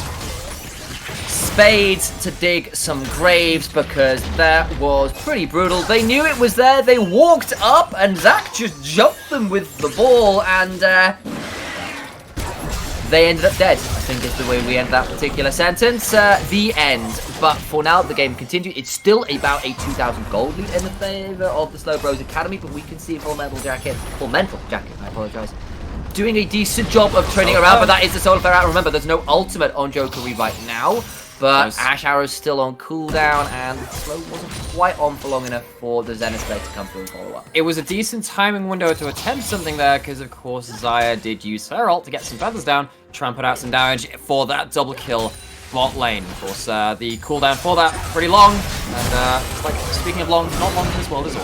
Tanky is going to try and find out whether he is tanky enough. Pull the forward shot coming out. Doesn't have that much time to buy though. No! Misses again. Tanky. That one wasn't great. And now Dr. Hufflepuff and Magnusford going to try and chase him down. There is taunts. There is elastic slingshot, which does miss. Stretching strike does though. It slows down Tanky for long enough for Dr. Hufflepuff to pick up the kill. This time the Yawn just ain't quite enough. I think he tried to use the second part of the Yawn. Sleepy Bubble lands onto Zaya. The volley pops it. Volley popped it. That's the way it is, but either way, Zaya does pop a healing pot and will survive for now. Nice skill hit. shot, actually. It was great from Gurley there, but unfortunate timing on the volley does buy I time. wonder if he could follow up with the Ash ult there, because they just slept. Follow up with the Yeah. Ash ult, because let's be honest, the Janna doesn't want to tank that either, and then you follow through with the Zoe. And you get additional damage from the sleep on that would be pretty good. That would have been pretty okay. Either way, yeah, of course, that Zyra ult was not available. They did have the Janna tornado. Maybe that would have solved things, but either way, play doesn't come through. And Right now in trouble. Walked forward, tried to defend the ward. Lost and broken, gets it. Lilia flashed over and actually doesn't get involved in the kill, so the flash burn for nothing. Does at least force the sleep now onto this Zac, who's trying to find his way out, but will now fall into blob form. Power Brute in trouble, but that's Tanky down here. Solar Flare comes out as well. It's a double for the side of the Slowbros Academy, alongside the Janna, to make it 3 overall. So unfortunate for Jokery. He sat there with like a second or two left on his ultimate. Ignite committed to the Orianna, forced well out of lane. Zoe doing Zoe things. Zoe doing, well, we'll call it Zoe things and feel uncomfortable about it, because that was pretty filthy. Yeah. What a piece champion. You've just got to be so unhappy with that particular one. But for now, we're going to see Power Fruit just walk up and stun Navarian. That is the Monsoon out. This is the Shen ultimate now coming out. Lost and Broken is in trouble. They've gone too deep and did not respect the ultimate. Swell Seed comes out, slows down the Shen. Power Fruit still needs to keep roaming away. Has got the speed trying to keep walking. And will have people still chasing her actually. But Tailwind, not quite enough for Janna. Important thing there, Lost and Broken does not walk out of tower range, also as the Janna takes aggro, and then the Janna ult pushes them right back in when they try and walk out. Just leave it for a couple of seconds. Full flash. Yeah, well there. Magnus picks up the flashy bend to get on top of her. That's a Zoe thing, alright. And I hate that champion so much. gotta move on, man. Alright, professional, man. Professional. It's the VL, and we like This is my professional opinion. I hate Zoe. Well done, cool. Certainly too. No, it's very yeah. upset with you. It's That's well, so you go straight between the posts. It's the problem with Zoe. If you flash on top of them, slow in there. W max is. But Navarian has walked up again. John has been played very aggressively this game. Gets stunned, and that was easy as you like. It's easy like didn't even need to use the Ash ult. Just walked too far, trying to punish Shirtless, and gets taken down. Janna trying to abuse the W, can be pretty damn strong, also pretty damn squishy is Janna, and each Solar Flare dies. Was top lane fighting over and over Brittle Procs, and of course that Shen cubing. Speaking of supports, going up to clear wards, that one was Power Fruit and does -5, and they will take the dragon due the side of the Slowbros Academy. Fighting is kind of happening across the map right here, but once again, the Sword and Searing Charge cancel each other out, but the call of the Forge God is here, and it's a call to battle. The Brittle Proc is there, it's not quite enough, neither is the Pillar. That shield was well timed. Engage in the mid lane, but Magnus won't find anything. Just trying to dissuade the Zoe. Evil wizard in bright clothing there. Saruman the White, so to speak of. You know he becomes, I think it's like Saruman the Colorless? The many colored. The many colored. Is what it is. It's not, that's what he does become. He becomes, kind of diplomatic. He's an odd one in the books. Yes. You know he burns the Shire. I do, yeah, he burns the Shire. And he basically sets up, like, factories. He does, like, he, like, industrializes the Shire. It's horrific, like, Victorian age hellscape. Oh, that's horrifying. So many things you can speak about with Balanced Culture with that many levels to it, and many levels in this game. There's a level 11 on the Zoe. Reach that second tier of ultimate. Very important is that long range combo. Up even more. For once, because it hasn't been quite as chaotic, we might be able to talk about some items where this game actually a lot of damage. So we've got Ludens and Blade on Ruin King on the side of Slowbros Academy. Big deal. Besides, the Zaya has not managed to complete hers. It is a Seraph, or an Arcane Guild's staff. I apologize for Orianna. Not quite at Seraph's Embrace yet, still stacked. Importantly for the Zaya as well, who is of course behind the 1,000 gold, not going to have Essence Reaver in that 20% CDR. for the next ultimate. It means that ultimate is still going to be just on a very long cooldown. The last couple have had that problem as well, and now Zac is going for a steal on the home. Trying to steal it, but it's a 1v4. Zac gets Drowsy, gonna get slapped, and Curly gets that kill. No passive, no chance, no Zac. And maybe should have taken after Flubber and bounced indeed. That's the Ash Arrow, and it's gonna land down, and the Swell Seed doesn't land, but the Shockwave does. That will buy some time for Navarian to get out. Good disengage, but that's flash down on Navarian and Shockwave as well. I don't know how easily this Orianna can defend them in. You can see the combo coming to fruition. Lots of follow-up once the first CC lands. It doesn't end up working out there. Flash away, and the ult from Jonah to disengage is pretty well, but it's still that mid lane rather ounces her going down. All right, Ash still shoving up, doing some damage, and turns out when you shoot a shooting star from your bow, it can do quite a lot of damage. Forces out the flash, the Monsoon's down, Shockwave is down, and the mid lane turret fell as a result of it as well. 4,000 gold is lose right now for Slowbros Academy. That's another sleep lander. And yeah, Curly has been hitting a lot of those, it feels like, this game. Only 1-0-0, but has definitely caused his fair share of damage. It's a big thing being on the Ocean Rift. Where we're going to see an engage down here, I think. Look at Zac over the wall, over in, and he's found more people than he was hoping for. Got now outflashed. Zenith Blade lands, and Magnusson will get turned into blob one more time. And that particular milkshake finds a watch out Eep to the face, but will survive the Shockwave, turning it around. And this might be what Full Metal Jacket were looking for, a double onto the Orianna. 3-0-1, Archangel staff completed, and that was big. It was looking awful for a moment there. Kingsley pulls out the Shockwave at the perfect time after TSB Academy do not secure the kill quick enough. It might have been an overlap of some damaging abilities or just some skill shot inaccuracy. Either way, it leads to the Zac surviving and Lilia, Zoe going down. Lilia didn't even get to use ult in that fight. Watch out, Eep didn't land especially cleanly there. Only hit a couple of blobs on the center area. You've got to time that really carefully if you actually want to blow up Zac there, because the outer edge of that ability actually fairly low damage. Because, of course, you take more damage close to the center. It's not quite the Darius Q on her Q, being that true damage on the outer edge. It is just try and aim for that sweet spot. In a similar way, she's like the mix between Darius and Aatrox. Indeed. But like... well, Darius a phone girl. Hecarim, come on. The Q is exactly, it's like same wind up as Hecarim's Q. It's got a slight delay compared to... No, that's true. It's It's much less of a wind up than Darius is one. Sure, it's the halfway house between them. Which makes a lot of sense. Oh, this could be the ultimate through. That is the Swell Shield. That is the Drowsy. That is Kingsley, who manages to get out of all the CC. 3 ultimates! With a very good flash. 3 ultimates used. None of them leading to the CC being put through good cleanse. Okay, well, Zoe, Zoe was on control, so disgusting. Flash out from Curly, that was the real one worth pointing out. Here comes the Stand United. Shen coming in, Lilia in trouble, getting bounced around, and the bounce house secures the kill onto that particular one. Kingsley gets another shockwave as Power Fruit continues to chase Kingsley, who has survived. Phase Rush, my friends, is a wonderful ability, and now we're going to watch Power... Oh! The Zenith Blade!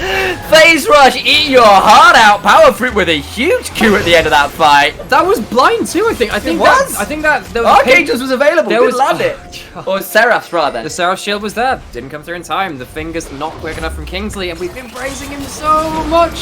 Jungler still died though. Dragon goes the way of Full Mantle Jacket, breaking that 2 streak from TSB. It's going to be another relatively even trade, but the top lane turret under siege. That play was certainly mental. Great stuff from Leona to find a blind Zenith Blade onto the Orianna, but this was still the 2-1, was still the Drake over to Full Metal Jacket, and they are not out of this series yet. Yes, they are down 4,000 gold, but they're at least competing. And the fact that Orianna has got kills gives me some hope, because that is a big amount of damage that can come through from the champion now. I am relatively impressed with how Curly is controlling a lot of areas of the map, though. He died the one time. He jumps on with a Zac, lands asleep, though. This Zoe is so strong right now. He's putting out so much damage. It feels safe enough to do so. That's the important thing. You know, we were talking about the Zac, like, being very important in shutting the Zoe down, and Zoe being very important in her own way to follow up and finish off a lot of kills. Right now, it seems like Curly is being on the safer end of the spectrum, so not feeling pressure enough to not go for the damage. Right, so not feeling the pressure is one thing, but I'm also noticing completed items in some pretty scary formats. Lost and Broken, I've got 2 specifically. There is now the Oblivion Orb on Zoe as well.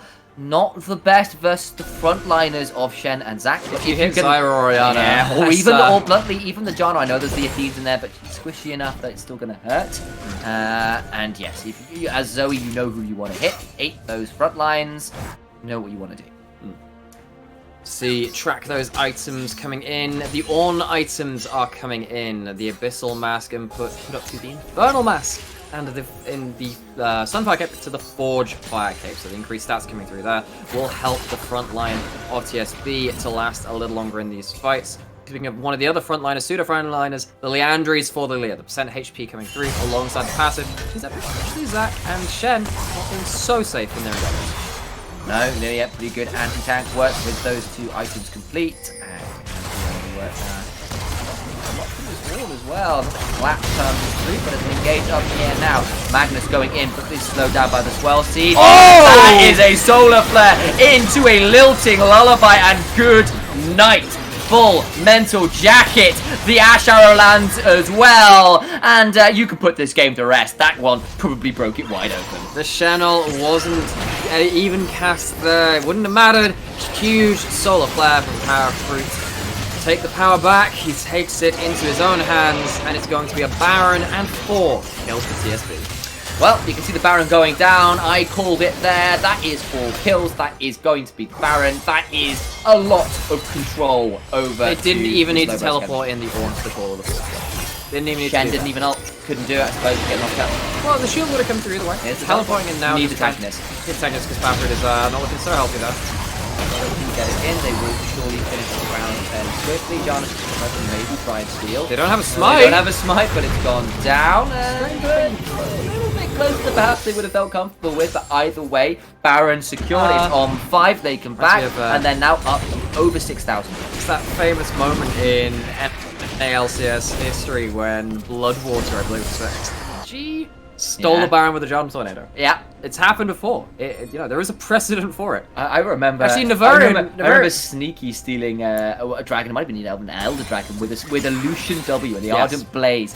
To which point he just went Sneaky W. And there have been some legendary minor ability Piglet, steals. the Piglet with the big one, Corky steal. Yeah, it's all been there. Yeah, so many. You can never count it out. Procs. Those procs of Sunfire Capes. Oh yeah.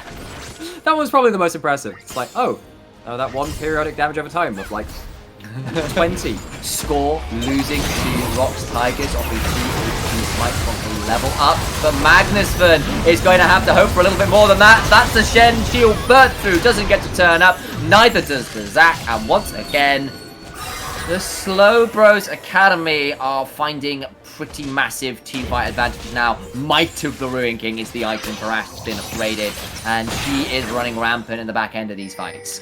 And mighty are the Slowbros. They're looking to push in. Mid inhibitor not even stopping off to try and go for that Dragon Force only up in 30 seconds. Isn't even available to take right now. They get to take the mid inhibitor tower, take the mid inhibitor, back off, and go straight back towards that objective. Up in 20 seconds is the Ocean Drake. You can see that, of course, the third one was taken by Full Mental Jacket, or third Drake in overall, rather to clarify. But that is still looking like it will be secured here by Slowbros Academy. Yes, they've respawned, but they might want to look and contest with a few ultimates for them. This would be risky. Power through over the wall, definitely scooping things out. Early gatekeeping here on their entrance to the blue side jungle. Pretty rough stuff they're bush baiting already. Janet's already will scout that bush out, though, aware that was a possibility. For sure. John having a bit of a rough game, managed to survive more times than possibly would have expected.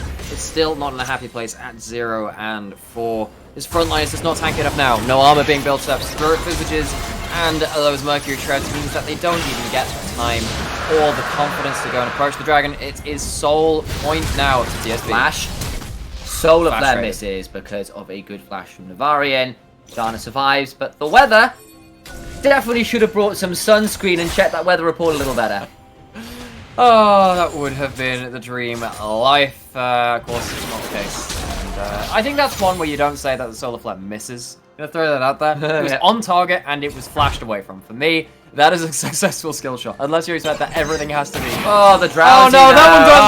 That one doesn't miss. No. No one doesn't miss at all! Alright, Curly has hit another sleepy bubble trouble, and the nightmares continue for Full Mental Jacket going full mental boom.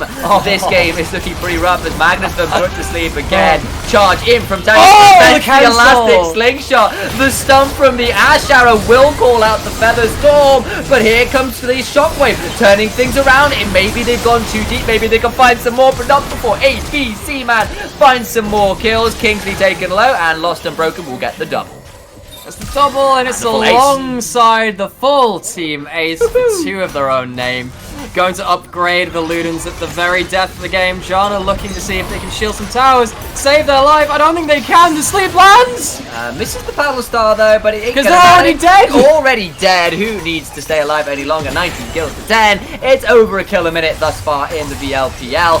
Being shoved in. Nexus turrets under siege. Lost and Broken backing away a little bit. And for sure, this game must be over before they back away. Because, of course, why would they stick around and end it? It's just Cradden rules. Don't hit the Nexus. You're insecure if you hit the Nexus. I think it's with the respawn coming through. You don't really want to chance it, particularly with Desire coming back up. That is the one person which could potentially finish off a number of people. You don't have any summoners yourself, don't have any ultimates now. And so yeah, the game continues, but not to a tune which is happy to the ears of Full Mental Jacket. They're 11,000 gold down, so many items as well. The Baron at least not available. Nightmare, I feel like some of these champions must be wrong. I'm sure there must be a Nocturne or a Fiddlesticks in here, because this is very nightmarish right now for Full Mental Jacket. They've been put to sleep a lot, and yeah, there doesn't appear to be either of those champions, and something's clearly gone wrong.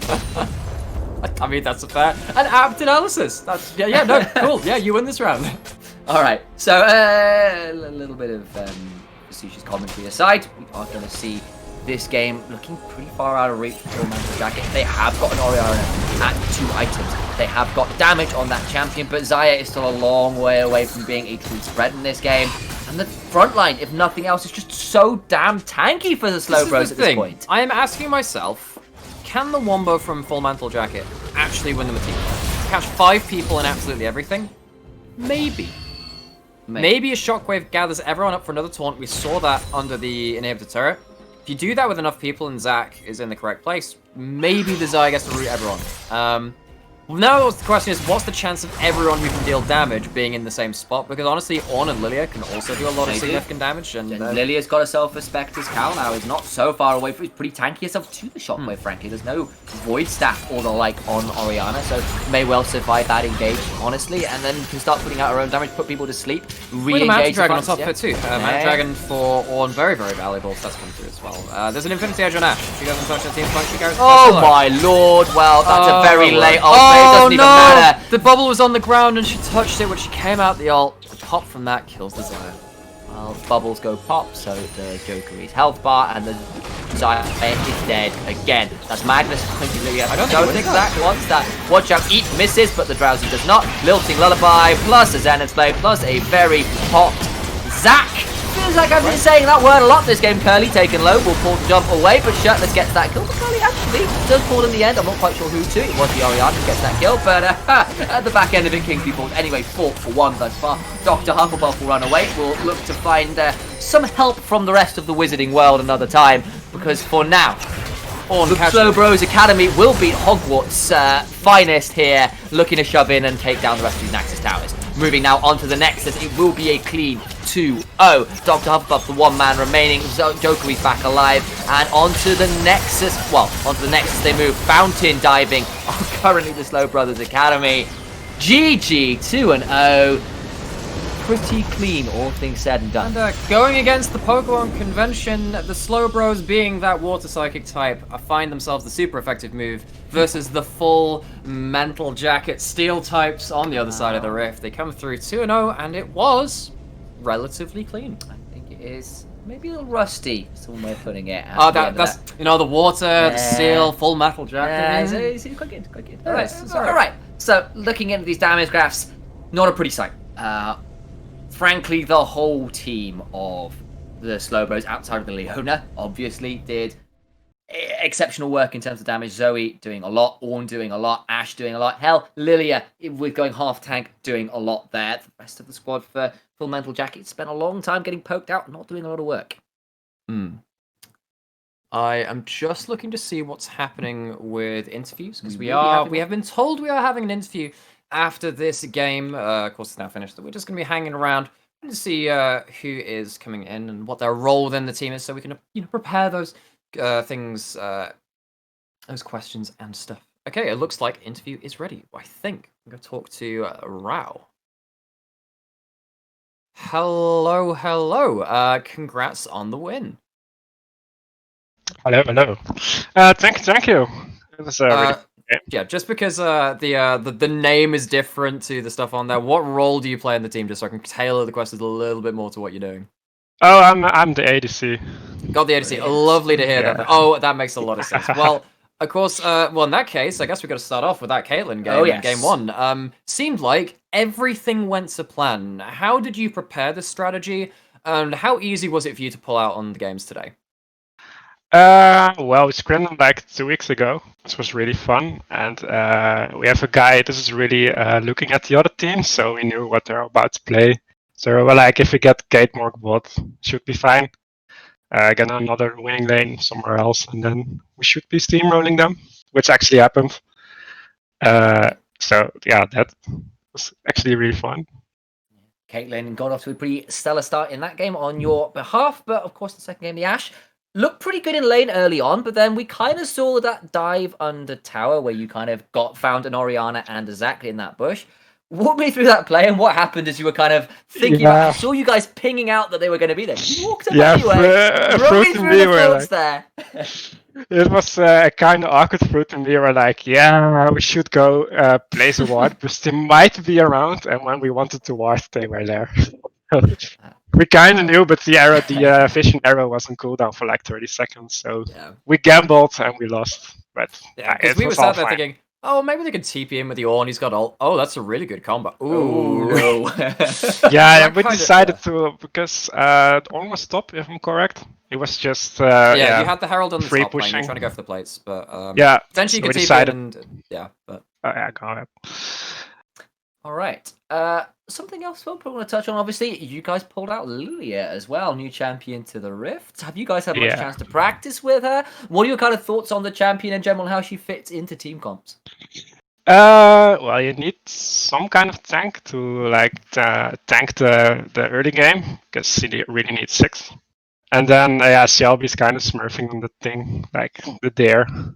I don't know, it's fucking broken in my opinion. Like, you can sleep people from halfway the map. Like, I'm not sure. You heard it here first. Lilia is f***ing broken. Yeah, it's almost like Aphelios. 200 years of sleep. It's actually worse. Actually worse than Aphelios, alright. In my opinion. Strong statements. Can't wait for the new one. It's next week, right? Yone coming soon. True. Yeah, amongst many other things. Of course, with this 2-0, you guys go even with HH, also in Division 4. They beat Vengeance Academy.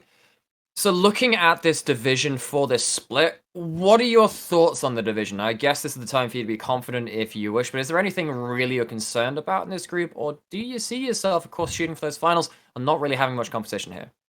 Well, most of us are all new to the Valorant League anyways, so we're aiming for like top 4, top 3 at least. Well, if it went well, like games like these, we might end up higher, but we don't know all other teams, so we're just playing our best, approach every new team like a new challenge. So we're playing tomorrow again to OPN, if I'm correct. Yes. So they've had of course their main team have had some good results over the last couple of splits. So it's good to hear that you're not being too overconfident. And speaking that you guys are new to the league, a lot of new players and stuff. Have you played with these group of players before? And if not, what is it like playing with this group of players? Has it been a learning experience? What are your initial takeaways from this team and in the Valorant League in particular? We're playing since 2 months now, I guess. 1.5 months. Most of us are new. I think I'm actually the only one that played one of the Valorant Leagues. So everyone is really excited. Everyone was kind of nervous this game, which was really fun. Yeah, it's just a lot of fun. We actually Oh, kind of if try harding. if this is your first game on stream, then I very much apologize for broadcasting. Oh Yeah, no, somewhat of a unique experience in the VL, as everyone will tell Yeah, you. well, you go. I wish you luck and possibly a stiff drink when you go to watch over that VOD. But Ooh, I'm kind of for curious now, now. at least, let's kind of like some final words from you, sir. Any, as you guys are new to the Balance League, anything you want to shout out to your opponents? Any words of words or statements of intent before you leave us for the rest of this split for a while? Well, we got a lot of tricks and fun picks ready. So Well, you will see him in the other games. Dark Harvest? Will it beat Dark Harvest Rammus mid accidentally locked in? We don't know. That's a I'm VL playing special. I'm playing bot lane now, so maybe it's Omnistone Rammus. Okay. I can't make Omnistone promises. Rammus. All right. Well, okay. So tricks and sneaky picks and possibly an Omnistone Rammus from the bot lane. But thank you so much, Lost and Broken. Great game again for Yeah, thanks both for of having those me. two ones. Clean 2-0. Thank you for speaking with us. But I think Thank that you. will do for this interview. See you soon. Thank See you. you soon. See you soon. Okay, so I guess that leaves us with wrapping up the series, wrapping up the stream, sir. It does indeed. Thank you again. Of course, the Slow Brothers Academy coming out with a 2-0 clean win versus Full Mental Jacket. Pretty dominant stuff, especially from a lot of guys who are new to playing competitive, new to playing the Balance League. The big thing for me is that if this is a Division 4 team, they look really coordinated and they have game plans which has obviously been planned out. I know that Lost Broken was just saying, hey, we approach every game with the intent to win and our best foot forward, trying to get these new strategies in, trying to play the correct things. They're scouting the other teams. If this is a Division 4 team, then watch out, Balance League. These guys are looking pretty good. Yeah, 14th rank, top laner, 14th rank jungler means nothing when you can pull off kind of coordination like that. Good stuff from the Slowbros Academy. But for us here on the mainstream of VL, that will be all for us. So we will be seeing you in the future and we'll wish you the best until we are back. Probably on Thursday for the VL. Myself and Nymera will be around and about at some other future point. Till then, good night, goodbye, and we'll speak to you all soon.